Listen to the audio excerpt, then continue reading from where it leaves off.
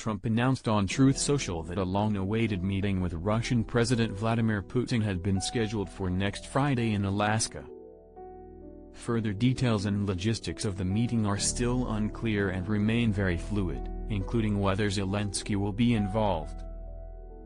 Trump did not mention the Ukrainian president in the post announcing the meeting with Putin. Later Friday, at the White House, Trump suggested that there have been talks about Russia and Ukraine potentially swapping territory as part of a ceasefire deal. There'll be some swapping of territories to the betterment of both and we'll be talking about that either later or tomorrow, or whatever. A White House official also said Friday that the Russians have provided a list of demands for a potential ceasefire for the war in Ukraine, and the U.S.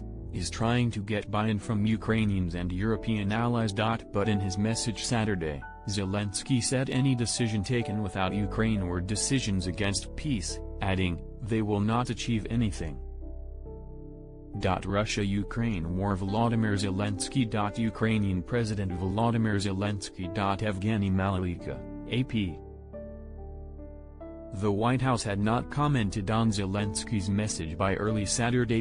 Russia's demands have previously included Ukraine ceding all the land that Putin claims to have annexed and accepting permanent neutrality, with a ban on Ukraine ever joining NATO.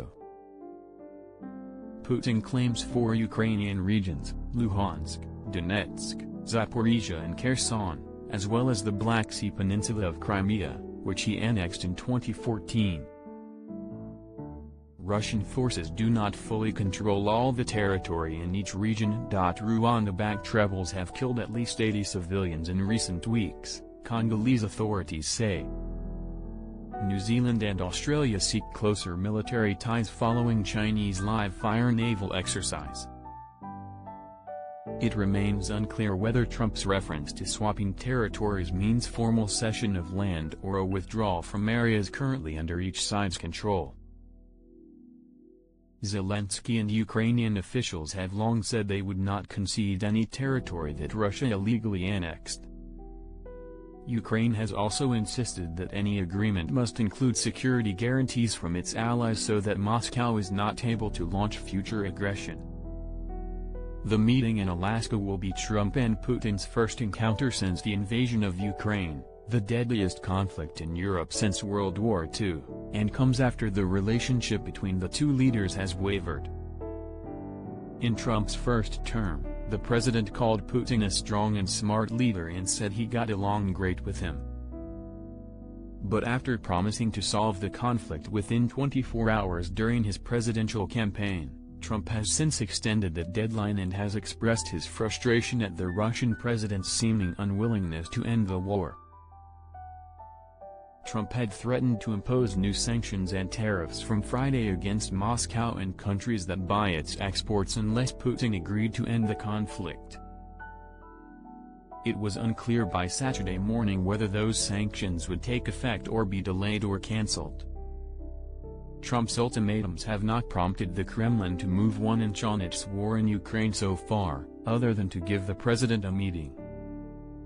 Although Trump's agreement to a meeting suggested a chance for progress, it was far from certain anything substantial would be achieved, Peter Watkins, an associate fellow at Chatham House, a London-based think tank, told NBC News Saturday. The underlying issues have not changed, he said. For Russia, this isn't just about territory, it's about controlling Ukraine as a whole. He also noted that Trump would likely want to leave the summit with something to show for it, but the outcome might be only another step in a protracted process rather than a decisive deal. Promises of talks between Trump and Putin have done little to quiet the violence on the ground since their announcement. The last time Alaska hosted a high-stakes diplomatic gathering was in March 2021, when senior officials from the administration of Democratic former President Joe Biden met with top Chinese officials in Anchorage. On the ground, the Kremlin's larger army is slowly advancing deeper into Ukraine at great cost in troops while it relentlessly bombards Ukrainian cities. Overnight, Russian drone strikes hit a minibus in a suburb of Kherson, killing 2 and leaving 6 injured, the region's prosecutor's office said Saturday. Ukraine's Air Force Command said Saturday that Russia launched 47 drone strikes overnight in multiple Ukrainian regions, with 31 of them making landfall.